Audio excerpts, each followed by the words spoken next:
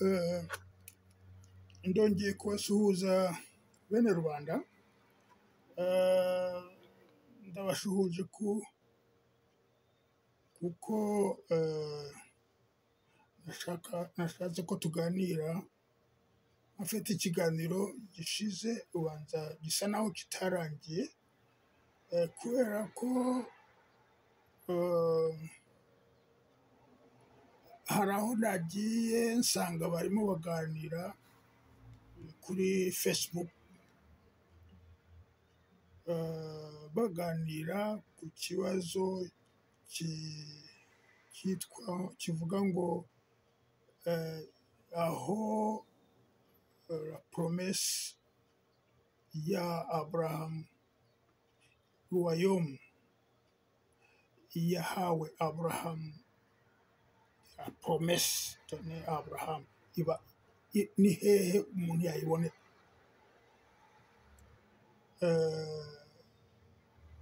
Localiser le royaume de la promesse.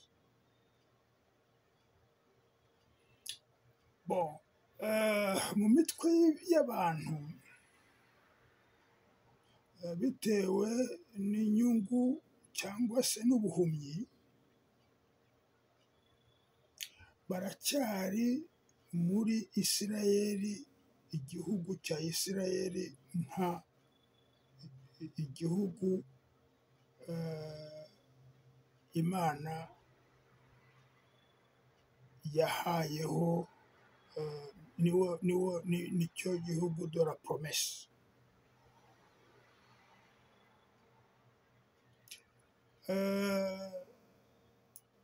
Ariko nashatse kwinjiramo, ngeze aho ndavuga nti oya, iki kiganiro wagikora ahangaha gutya yaba giciyemo, ibyiza ni ukukivuga ku buryo busobanutse cyangwa se burambuye. Promesse, igihugu de la promesse. Iyo promesse d'abord ni iyande kuri nde? Promesse ivugwa n'icyo gihugu kivugwa ni promesse Imana yahaye urubyaro rwa Aburahamu. Ikibazo abantu bagira kandi bakakigira bitari ngombwa, kuko byanditse mu gitabo cy'Imana, ni ukumenya ko Aburahamu yabyaye Isaka, Isaka akabyara Yakobo na Esawu. Abo bombi umwe akabyara abe, undi akabyara abe. Bose ni abana ni umuryango wa Aburahamu, ariko promesse yahawe nde? Uwuhe muri abo cyangwa bose? Numara kumenya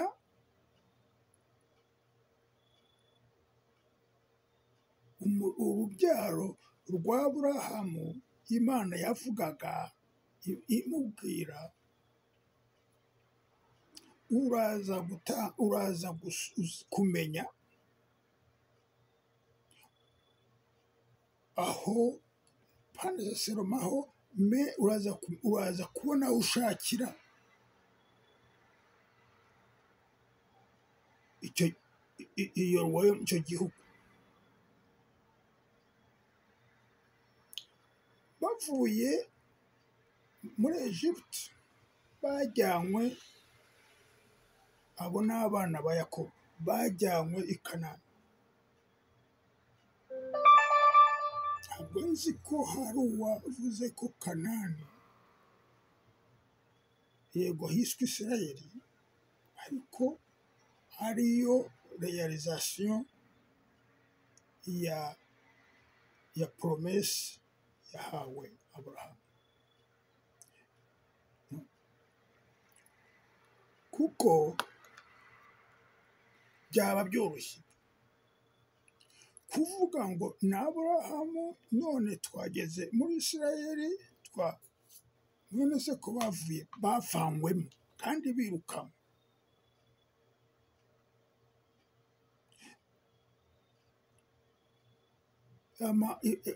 Ibyo dusoma bivuga yuko izabegizira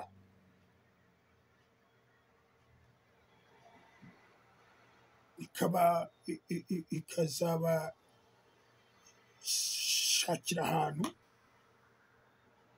ikazongera kubirukana, noneho ikazongera kubagarura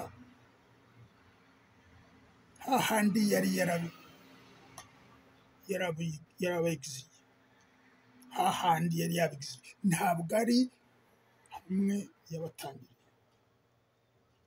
Ariko tutarajyaho,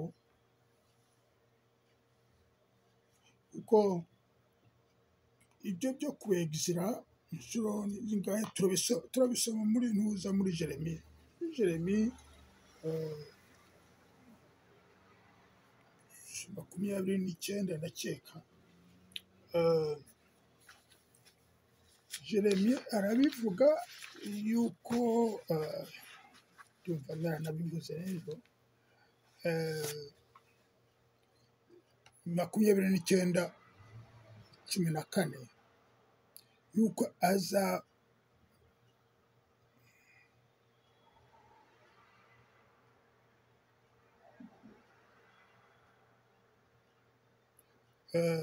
nuko azabirukana aho bagiye. 14 muhasome Jeremiya 29. nuko hererekana yuko azabirukana, azabarasambura ahantu, noneho nibigeraho yongere abirukane abanyanyagize, ariko azongera kubagarura hahandi yari yarabirukanye, atari muri Isirayeli. Kandi ibyo bijyana n'ibindi biri muri Matayo, aho avuga ati icyo gihugu Matayo 21:43 ati icyo gihugu kizabamburwa gihabwe abandi, iyindi peuple yo izakibyaza umusaruro, kizabamburwa. Abo yabwiraga ni Abayahudi, ni Yezu wabivugaga. Gihabwe abandi, uvuze ngo cyahawe ba bandi, uvuze ko Yezu ari umubeshyi, tukaba tudasangiye. Ariko reka turebe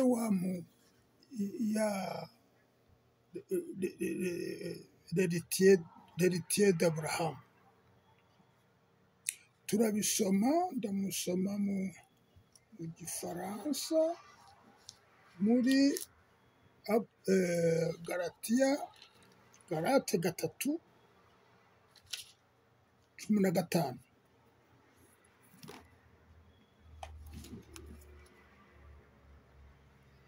Cumi na gatanu ndageza kuri 18.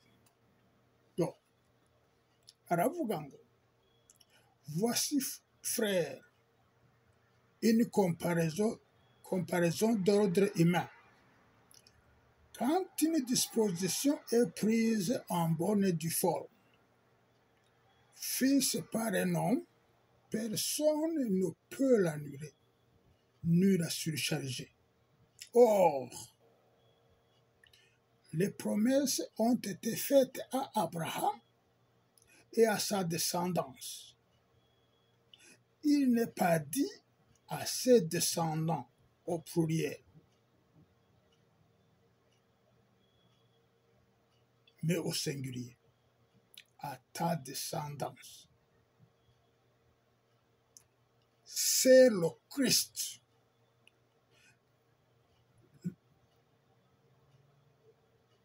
l'héritier d'Abraham, c'est le Christ.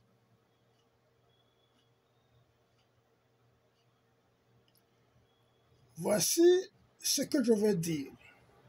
La loi survenue 430 ans plus tard ne peut annuler une disposition déjà prise en bonne et due forme par Dieu et ne peut rendre la promesse sans objet. Or, si l'héritage s'obtenait par la loi, il ne résulterait plus de la promesse. Et c'est par voie de promesse que Dieu a octroyé sa faveur à Abraham.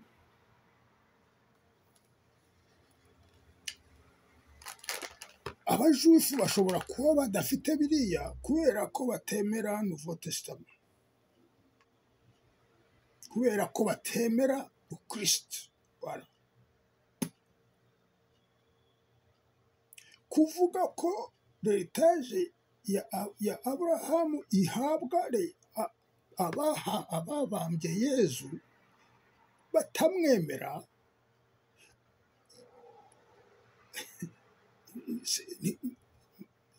hari ikitagenda. Yezu niwe wavuze ati iyo heritage izabamburwa ihabwe un autre peuple, kandi yo izayibyaza umusaruro, kuvuga ngo abo bazamwemera.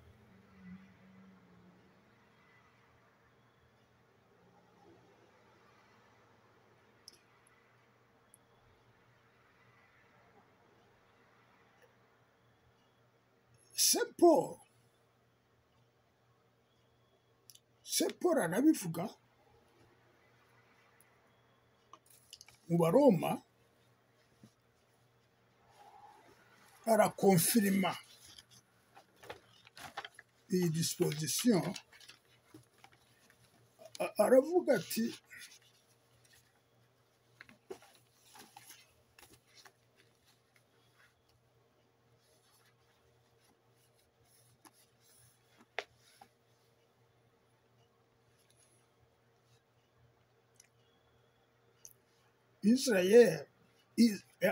Israël n'a-t-il rien compris? Israël nta kintu yigeze yumva. Déjà Moïse avait dit, j'exciterai votre jalousie par un peuple qui ne mérite pas son nom. À Israël, j'exciterai votre jalousie par un peuple qui ne mérite pas son nom. Il y a un peuple muri Matayo no muri Galate bavuga hari. Je provoquerai votre colère par un peuple insensé. Et Isaïe va jusqu'à oser dire, j'ai été trouvé par ceux qui ne me cherchaient pas. Mais à l'égard d'Israël, il dit, tout le long du jour, j'ai tendu les mains vers un peuple chétif et récalcitrant. Murumva harimo Israël na un autre peuple, un peuple qui ne mérite même pas qu'on dise. Ariko donc babandi bavuga ngo ni Israël yiriwe ategera amaboko abantu betif et récalcitrant, ariko il a été trouvé par un peuple qui ne le cherchait même pas. Biri mu Baroma igice cya 10 umurongo wa 19 na 20 cyangwa na rimwe. Arongera 11, igice cya 11, arongera akavuga ngo c'est que Israël n'ayant obtenu ce qu'il cherche, tandis que l'ont obtenu ceux qui ont été choisis. Il y a le mot choisir niyijyana na promesse, abibwiraga ko bayihawe kubera amategeko ntabwo bigeze babibona. Pour les autres, ils ont été endurcis, ainsi qu'il est écrit, Dieu leur a donné un esprit de bêtise, des yeux pour ne point voir, des oreilles pour ne point entendre, jusqu'à ce jour. Bivuga ngo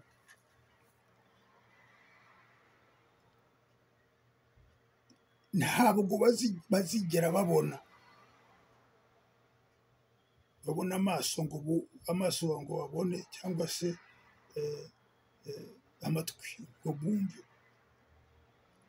Bya bindi yababwiye ko izazigize azagarukira bakabona kumenya ko yo bya bundi bwa bunini jusqu'à ce jour.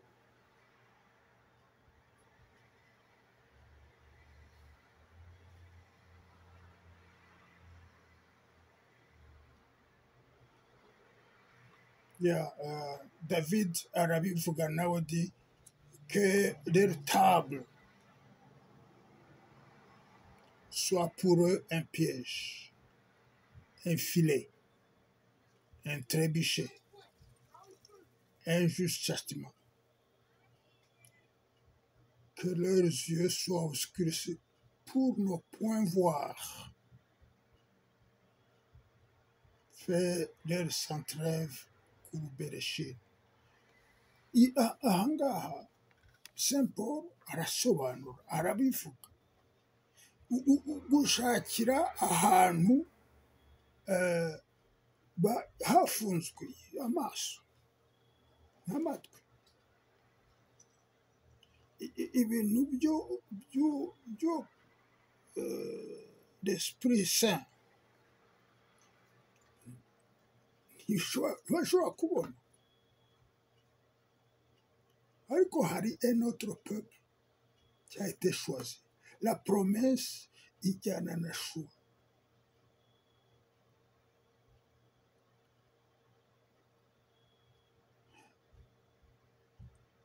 Ahangaha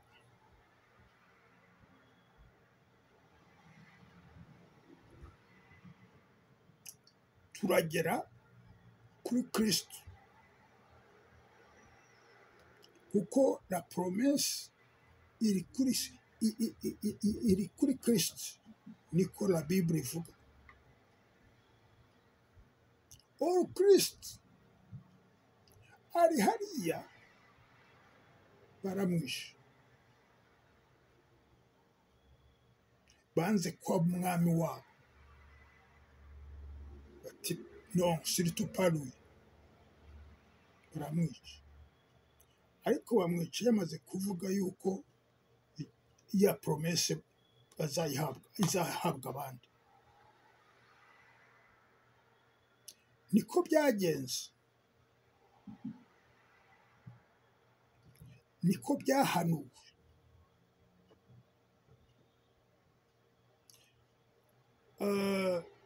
Jyewe ahangaha ibi mvuga nibyo nsoma mu gitabo, namwe mwese mushobora kubona kuba mufite, ariko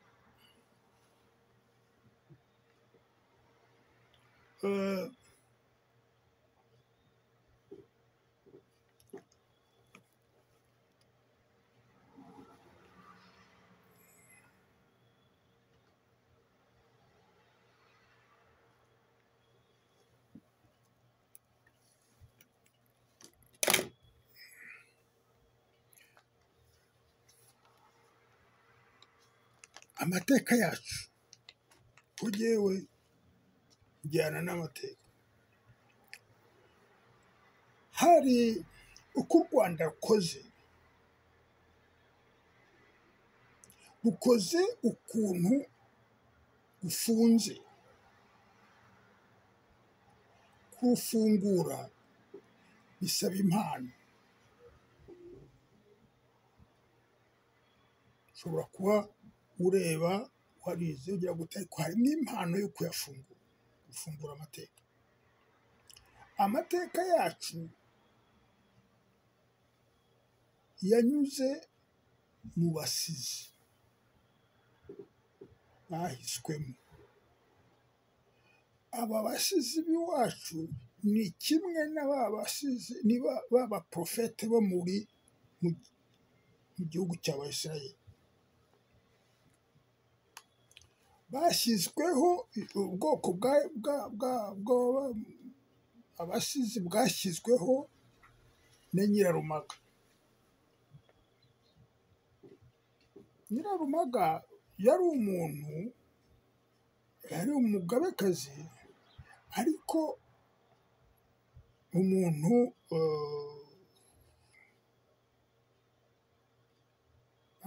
abantu bose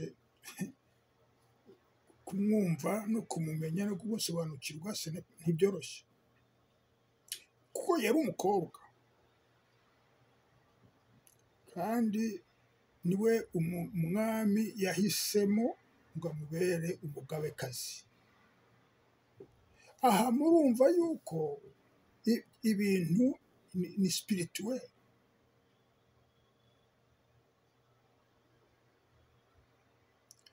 Uyu mugabekazi niwe washyizeho icyo bita code ezoterique. Donc ni nk'uko ubu ngubu wavuga constitution y'igihugu, ariko yo yari iy'akazi, ko nabivuga.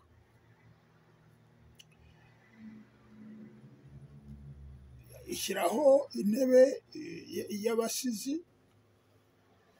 b'abasinga, uretse ko hose habamo abantuza abafeke n'abaki, abantu bakigira abasizi kandi ntaho bihuriye, kuko abo basizi bakamirwaga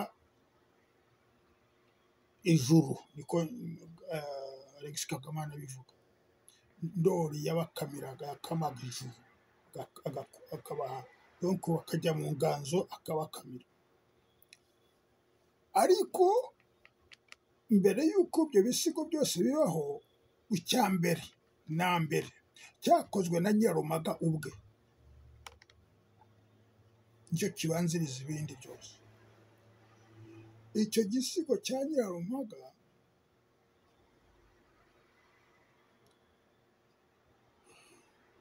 bashobora kuba baracyumvise abo mu ntebe y'abasizi,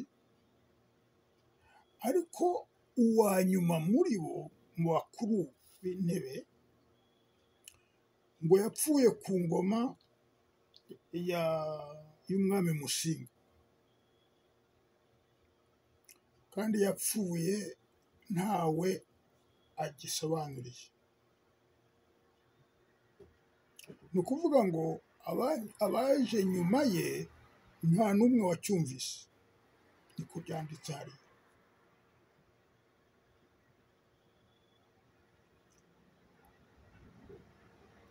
Kubera ko iyo ntebe y'abasizi, abo basizi nanjye mbavukamo, data yari umusizi, mama yari umusizi, kandi iyo mpano ikaba itangwa mu muryango. Gutyo naje gusaba kumenya kiriya gisigo, kuko kugeza n'uyu munsi ntawe unagitekereza. Kandi uwagikoze Nyirarumaga yabayeho mu 1510 kugeza mu 1543. Ni ukuvuga ngo yasize iki gisigo agisigira intebe y'abasizi, icyo kigenda kiza. Ariko icyo nashakaga kuvuga, icyo nashaka kukivugaho, nuko naje guhabwa imena yo gusoma nkumva icyo kivuga. Icyo gisigo ku murongo wa mbere cyangwa se tuvuge muri mu interuro ya mbere haravuga ngo umunsi ameze imiryango yose iva nsiriri. Barakomeza ngo uwo ni wo munsi, urya ni wo munsi ihamagara abaso ba mbere rugira rwo ku ruzi rwa Nyirarubuga, noneho ijya kubereka imigisha. Amfete baravuga ko hariya ngo umunsi ameze imiryango yose iva nsiriri. Aha niho habagoye kubyumva. Mu by'ukuri ikirimo ni iki? Aravuga umunsi Yezu amanikwa ku musaraba, niho abakurambere bacu basobanura, abakurambere bacu batowe. Akomeza ati ajya kubereka abaha imigisha abakurambere bacu. Iki ni igisubizo ku byanditse bivuga ngo ubwa bwami buzabwamburwa buhabwe abandi. Tugiye tubona hano wa munsi ameza ni ukuvuga amaraso mutagatifu, amaraso meza amenekera abantu bose, imiryango yose. Ni wo munsi rugira n'Imana yatoye abakurambere bacu, niho batowe. Iki gisigo cyereka ko donc hari réalisation ya prophétie biblique yari yaremeye yuko yaravuze ko hari un peuple izayihabwa. Iyi peuple bayibwiye muri iki gisigo. Iki gisigo uyu Nyirarumaga na Ndoli, abasenyeri muri 2011 ndakeka bemeye yuko uyu Nyirarumaga ari Bikira Mariya. Donc Bikira Mariya wabonekeye Kibeho, babivugiye n'ikibeho n'ubundi, wabonekeye Kibeho niwe Nyirarumaga wafonze na Ndoli, bafonze u Rwanda rwacu.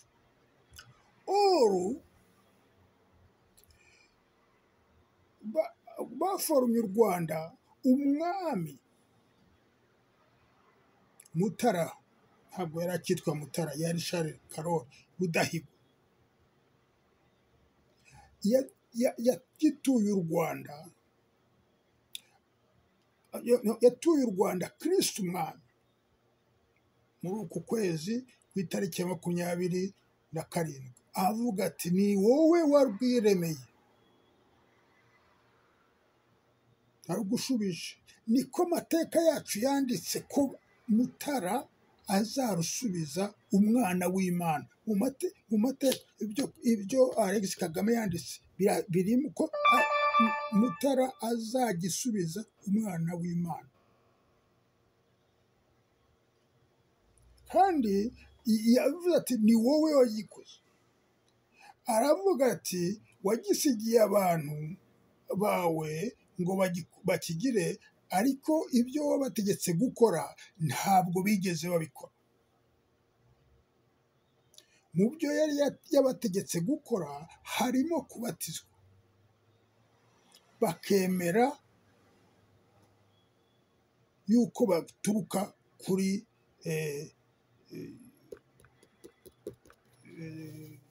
David, bagomba kujya kuri David.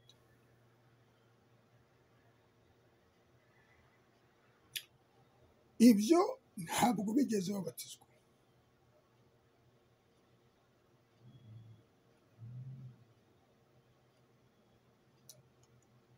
We yarabatijwe arangize agitura n'Imana Yesu Kristo. Kugitura Yesu Kristo biranditse ko bigomba gukorwa mu gitabo cy'umuhanuzi Daniyeli igice cya 9 umurongo wa 24. Yarabikoze ku mugaragaro, izuba riva, abantu bareba. Byanditse muri aho ngaho muri Daniyeli 9:24. Hanyuma muri icyo gitabo cya Daniyeli 9:25 bivuga ko uwagize wimye wasizwe wagize azasohoka, azagenda sorotire hanasimburwa.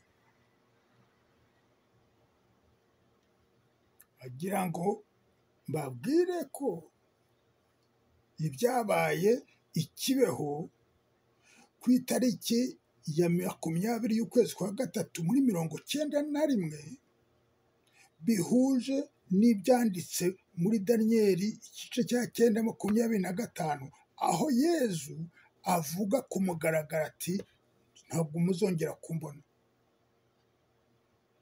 sinzongera kubonekera muri ntuza. Yezu yarasezeye icyo gihe 20 z'ukwa gatatu 1991. ni biblique.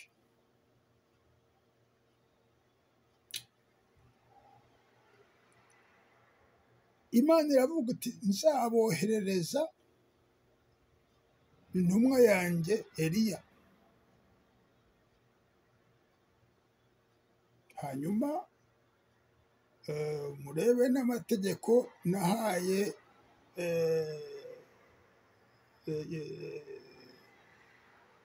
nahaye Moyise, yubahe Eliya ababwire mu byumve. Ntabwo bizaba ngo nimubyumva ntibizaba ngombwa ko nzakubita icyo gihugu. Ntabwo yavuze ngo nzakubita Isirayeli, icyo gihugu.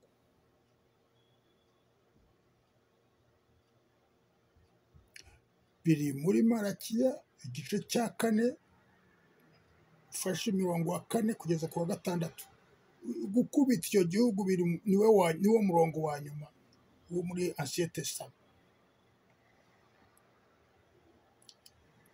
Bikira Mariya na Yezu baje ikibeho guhera muri 28 z'ukwa 11 muri 81. Umwana wabonekeye bwa nyuma ikibeho yabonetse kuri 15 ukwezi kwa gatanu muri 94.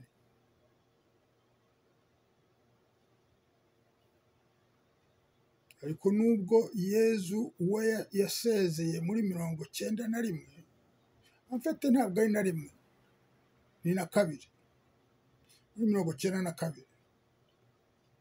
Nubwo yasezeye muri 92, ntabwo bigeze bemera na rimwe yuko Yezu yabonekeye ikibeho.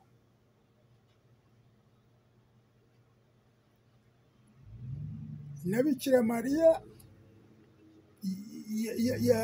yabonekeye ikibeho byo barabyemeye, ariko abonekera abana bakeya gusa 3, kandi bari baravuze yuko baranditse yuko yabonekeye 8.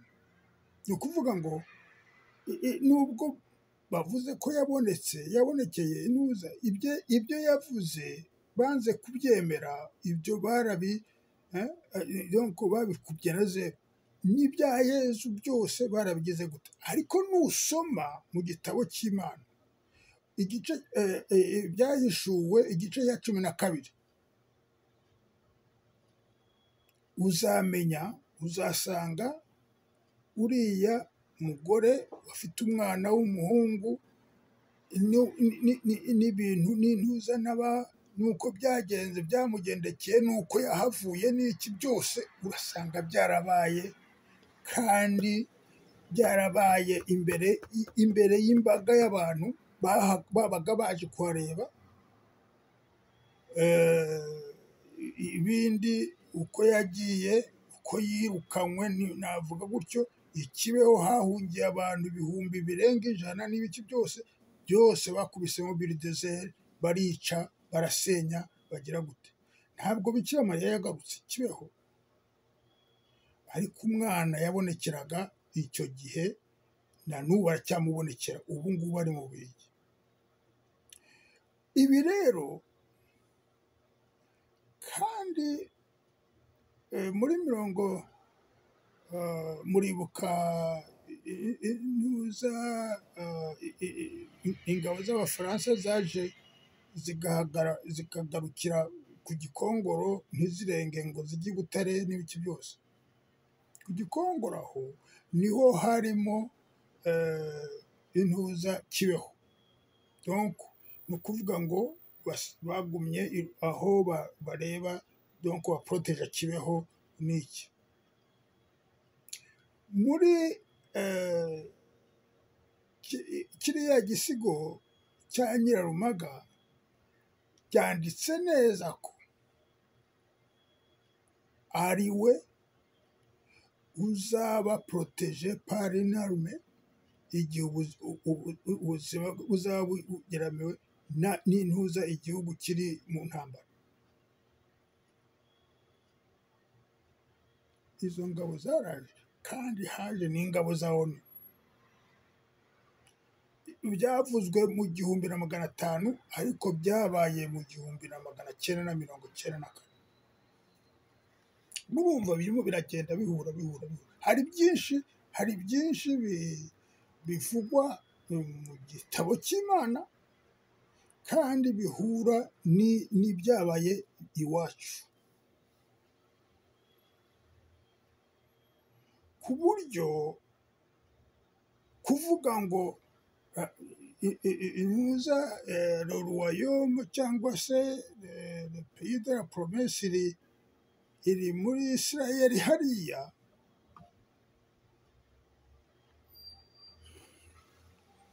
hari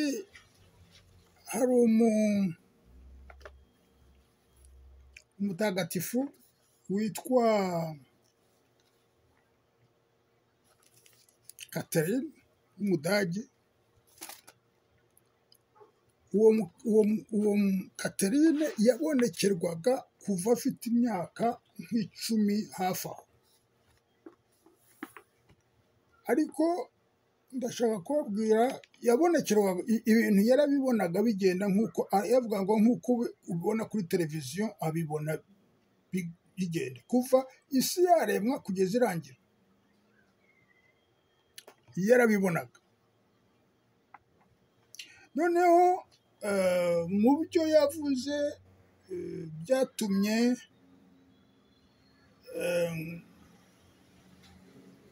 nsanga duhuje, avuga igihugu kimwe, aravuga ati j'ai vu que dans le pays où se trouve Jésus à présent, mbibutse ko uyu yabayeho mu 1774, niho yavutse, apfa mu 1824. Ibi yabivuze kuri 1820 niho yabivuze. J'ai vu que dans le pays où se trouve Jésus à présent, dans les montagnes voisines de Cédar, et dans tous les pays, dans tous les environs, presque tout le monde se fit baptiser. Christ, et que des villages entiers sauf quelques vieillards infirmes, émigrèrent et allèrent se former ailleurs des tribus de bergers chrétiens habitant sous la tente. Murimo murumva ukuntu abantu barimo abakretien nibo barimo bakurura bava hirya no hino des chrétiens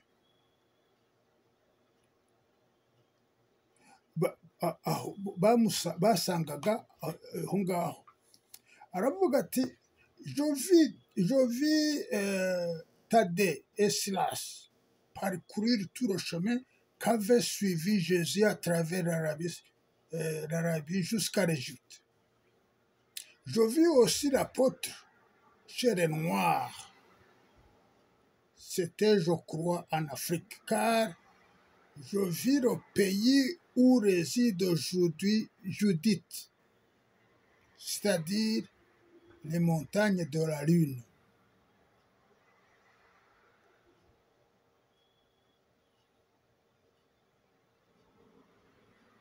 Bon, on recommence. En fait, les montagnes de la Lune, ni hariya mu misozi y'iwacu, mu misozi y'ibirunga, niko bahitaga. Arongera ati il me fut aussi montré qu'il n'y a presque plus de chrétiens dans l'ancien sens du mot, de même que tous les juifs qui existent encore aujourd'hui sont de purs pharisiens, sûrement encore plus endurcis que les premiers. Il n'y a que le peuple de Judith en Afrique qui ressemble encore aux Juifs d'autrefois, les Noirs.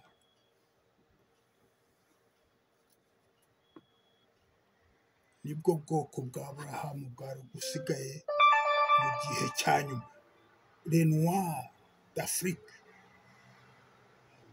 Ukurikiye hariya aho umwami aza kubatizwa, umwami waho akabatizwa na apotre Thaddée. Apotre Thaddée, urabona umutagatifu wo muri 1800 avuga ko azabatiza mu gihe cya nyuma, hazabatiza apotre Thaddée, Jules Thaddée, chez les Noirs. Aho chez les Noirs niho hari le royaume, le pays de la promesse, chez les Noirs. Ahasigaye hose ils sont donc baragize baracupiye, ahubwo babaye intuza, donc barushije kuba babi babandi bahambye Kristo. Ora ahangaha chez les Noirs niho hari abakristo bashya. Abakristo nibo héritier ba Aburahamu. Igihugu cya Kristo kugeza ubu ngubu cyatuwe Kristo kugeza ubu ngubu n'u Rwanda. Ku itariki ya 27 z'ukwa 10 muri 46. Murebe neza, ya Isirayeli yaje kuza muri 48, imyaka 2 cyangwa umwaka n'igice, u Rwanda rumaze kuba du Christ roi, Isirayeli ihita ivuka. Ivuga kandi ari juifu,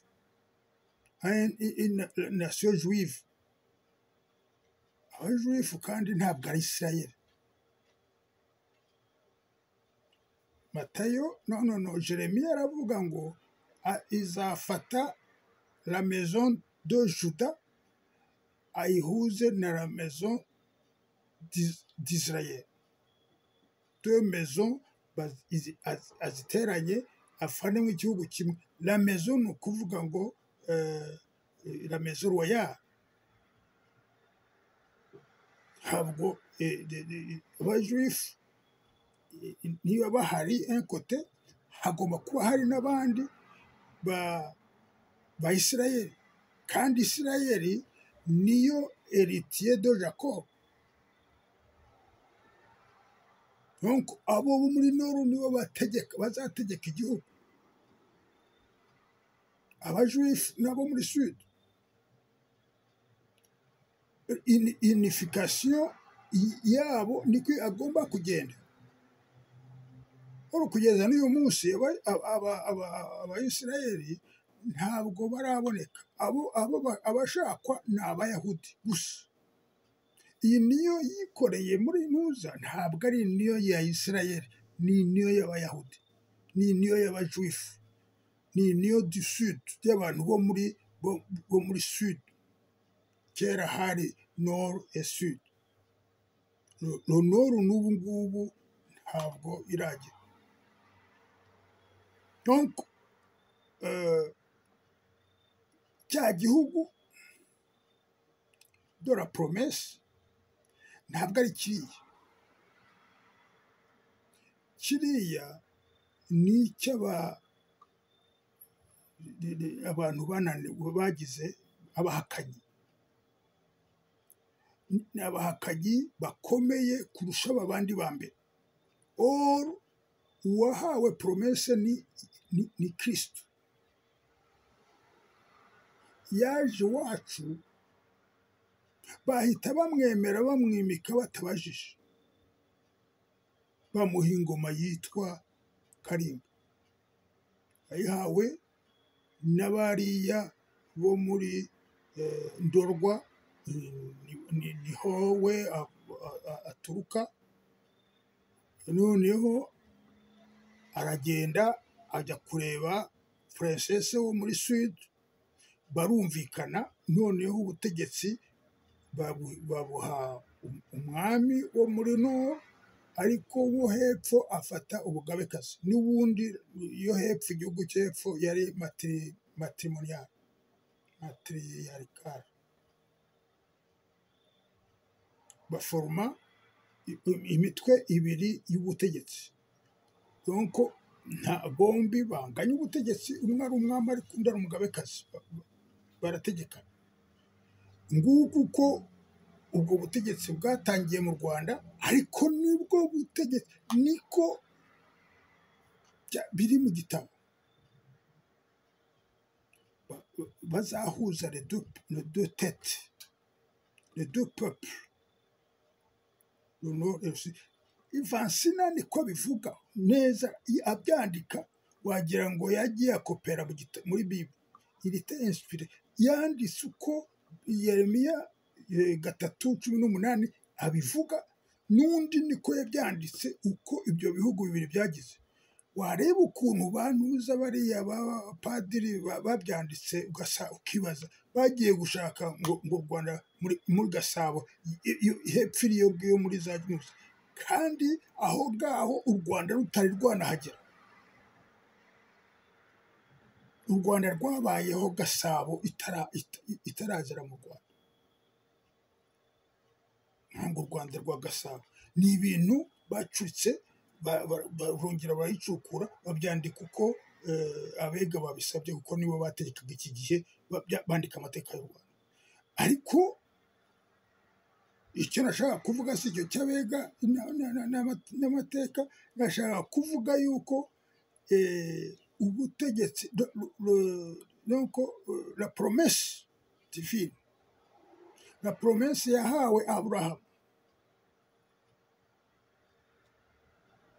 promesse yahawe descendant d'Abraham, c'est le Christ. Le descendant d'Abraham, c'est le Christ. Ni ukuvuga ngo ababeneficiaire de la promesse ni abakristu, ni nabo yarasambuye ko emerita bivuga bagiye baje bakurikiye iyo ntuza uku kwemera. U Rwanda ruturwa n'abemera, baremera, bahawe ntuza.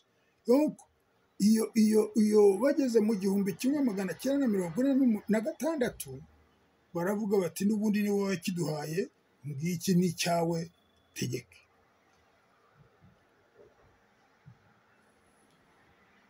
Guheraho ushatse wakurikirana ukareba ibyo yabwiye Imana yabwiye Daniel muri kiriya gice cya 9:24 kugeza kuri 27. Byose byarabaye n'ibihano kuko bananiwe kubyubahiriza. Nyuma ya Rudahigwa abandi bakurikiye ibyo bashaka, bikoreye ibyo bashaka. Hanyuma uko byanditse Imana ibigenza gute? Iboherereza akanyafu kugeza n'ubu.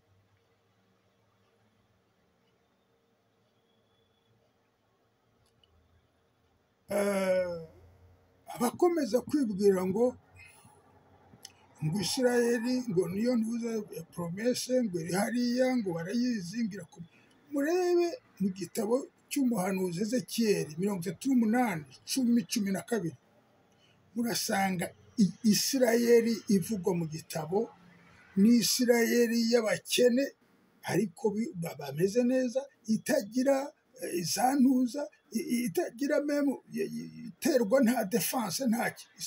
Isirayeli iri hariya yananiye isi yose, niyo Isirayeli yanditse ahangaha muri Ezekiyeli. Avuga igihugu cy'igikene, abantu batafite sans defense, hinzwe n'ubworozi n'ubuhinzi n'ubucuruzi. Iyo niyo Isirayeli nyayo, itandukanye n'iyivuga gutyo. Iyo Isirayeli iri ku mukondo w'isi, iriya iri ku rutugu rw'isi, ahantu habiri hatandukanye. Ku mukondo w'isi byanditse hariya muri Ezekiyeli 38:12 byanditse gutyo. Nugera muri Ezekiyeli muri Izayi ndakeka 10:23 hafi aho, urasanga Imana nirakara izarimbura, izakoresha intambara ariko ikayikoresha centre de l'Afrique au centre du monde. Centre du monde ntabwo ari muri Moyen-Orient, ni muri oturu ya ntuza ya nombril, donc ya nombril de la terre, niho en fait niho shitani yagiye, kubera krizi yuko ariyo igihugu cya royaume de Christ. Shitani yagiye kwitabura hari ashaka kurandura ibintu byose bya Kristo byo kwemera muri icyo gihugu cye. Nuza rero igihano kizaza kizabanziriza kuri aho hamunzwe n'abadayimoni, wagira ngo nibo bagitegeka. ntabwo ari ukwikunda ngo ni uko ari igihugu cyanjye cyangwa iki, no, ndareba byanditse, ndashishoza, ndareba icyo abandi bavuga bashishoza, nk'uriya mutagatifu emeriti w'umudage, ntiyo gukoresha amarangamutima ngo kubera ko hari abantu babiri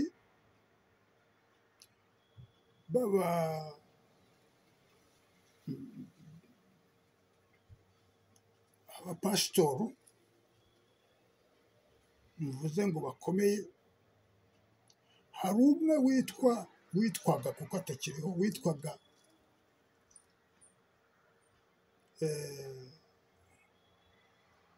TB Joshua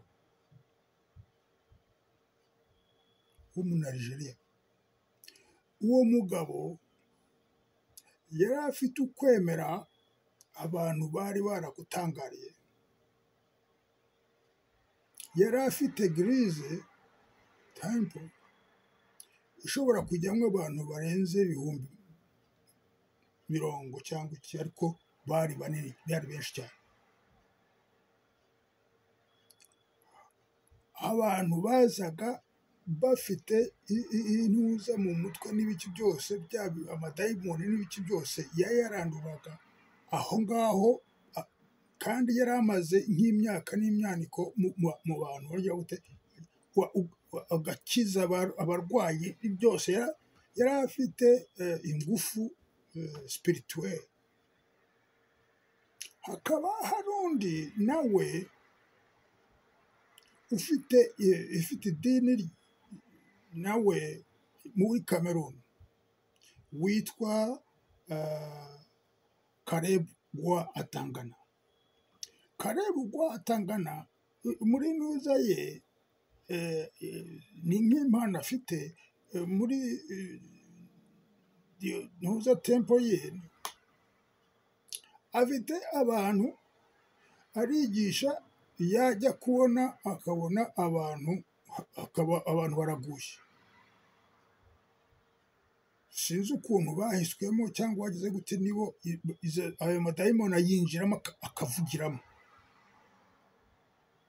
Harimo n'abanyarwanda babiri barimo nabo bafatwa n'ayo madayimoni akavuga. Iyo bavuze ibyo mu Rwanda kandi bayihunze ari abana, umwe yari umwana cyane bagomba kuba baranibamuhetse, undi yagiye yoherejwe n'inkotanyi, ariko nawe afatirwa aho ngaho. Bose iyo wumvise ibyo bavuga wakwibaza, birarenze cyane, kubera ko amashitani niyo arimo avuga. Icyo nashaka kuvuga rero ni uko uriya wo muri Nigeria yari ateje ibibazo amadayimoni yandi yose ntuza, kuko abantu bari batangiye kumukurikira, afite popularite ku isi yose n'iki. Noneho amadayimoni aramufungira, amubuza kontakite n'abantu, noneho ahubwo atumirwa i Yerusalemu. Atumiwe i Yerusalemu yumva ni poromosiyo ahawe, ategura kujyayo. Noneho amadayimoni abwira ab'i Cameroon, babwira wa wundi ati uriya muntu aragiye, kandi agiye mu yandi madayimoni, hariya ni kuzimu, ntacyo azakurayo, azavamo za ntuza za etware ze zose zagiye. Nicyo bamumwoherereje. Umukamerune yoherereza mesaje d'urgence umunaigeria, amumwohereza na tepu ibyo yafasheho ntuza kugira ngo arebe yumve ukuntu yagurishijwe. Ntibashoboye kumugeraho kubera abadayimoni barafunze, bafungiye ntuze bamukize nuko nta contact ashobora kugirana n'abandi batari abasa. Uwo mugabo ntiyashoboye kubona message kandi we yakomeza urugendo arukora nk'uko yakoraga, nk'uko yari yateguye.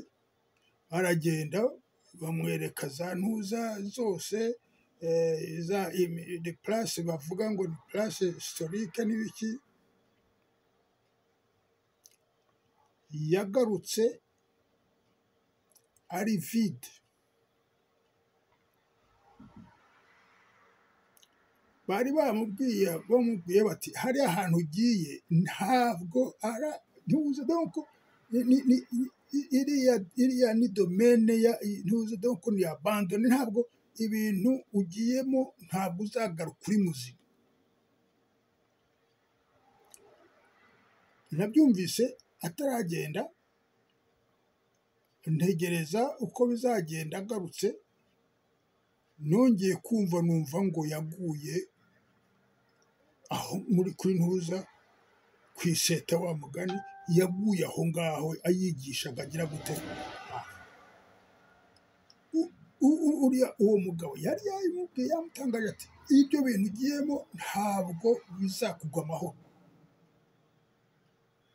Hariya mu by'ukuri kiriya gihugu ntabwo ari igihugu kugeza ubu kitaremera Yezu. Ubwo mwumva gikorera iki? Kirarwana kugira ngo amadini yose kiyavide, kiyagire, kiyasenye, gikore ntuza idini ry'Abayahudi riba ryo ritegeka isi yose. Mwumva bikorera iki? Mwumva aho bantu, aho hantu haba intuza ya Kristo koma? Keretse niba mutemera yuko l'héritier d'Abraham ari Kristo. Bari Abayisirayeli kubera Isirayeli, le père yitwaga Isirayeli. Ubu uwari waratowe kuba ntuzare yabaye byavuye kuri Isirayeli byagiye kuri Kristo. Abemera Kristo wabambwe ku musaraba agapfa akazuka,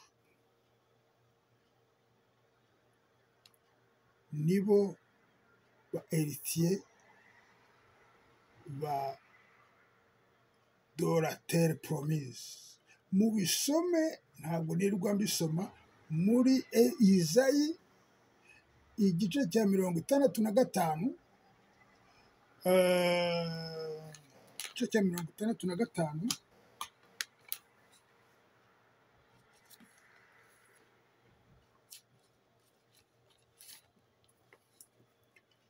umurongo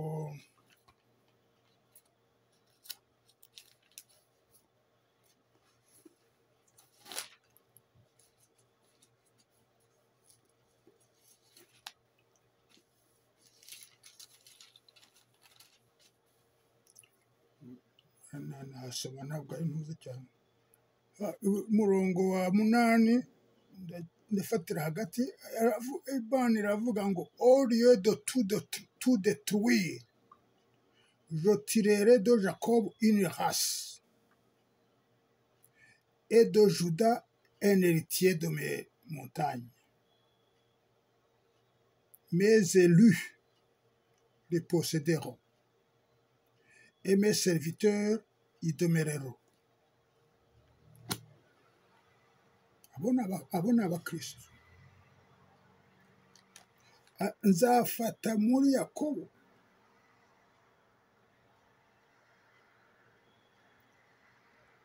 la race ni ukuvuga ngo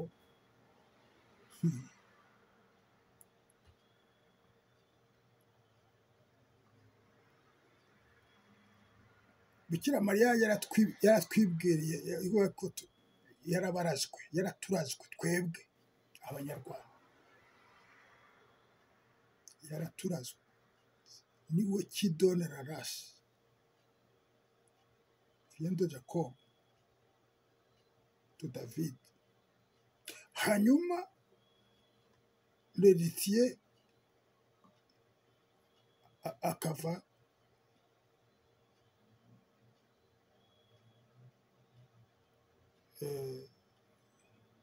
de Juda, David, toujours. C'est lui, l'héritier. Ku musaraba. Niba utagera ku musaraba, ibindi twaba tujya impaka zo gusa. Ndaba ndekeye aho ngaho, ndabashimiye kuba mwigomwe aka kanya mukumva. Ni ikiganiro nashatse ko twiga kuri uwayome ya Kristo umwami ni Rwanda. Rwanda rushobora kuba runini, rutoya ariko rushobora kuba runini. Rwanda rwa Gasabo ari ruriya kariya gatoya, ariko hari ibirenge by'Imana niho bigize, ariko hakaba Rwanda ruranda rukaba runini, rukaba Rwanda rugari. Icyo gihugu cy'u Rwanda nta limite kizaba gifite, isi yose. N'amateka y'u Rwanda niko avuga. David Ndoli yagaburiraga isi yose. Rwanda ni isi yose, c'est l'universe. Uragahorana Imana kandi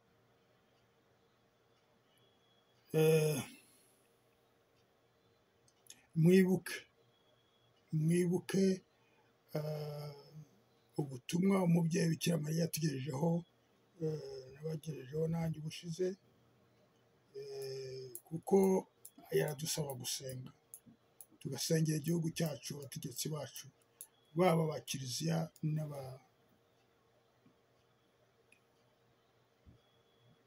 n'ab'igihugu. Mugire amahoro rero, murakarama.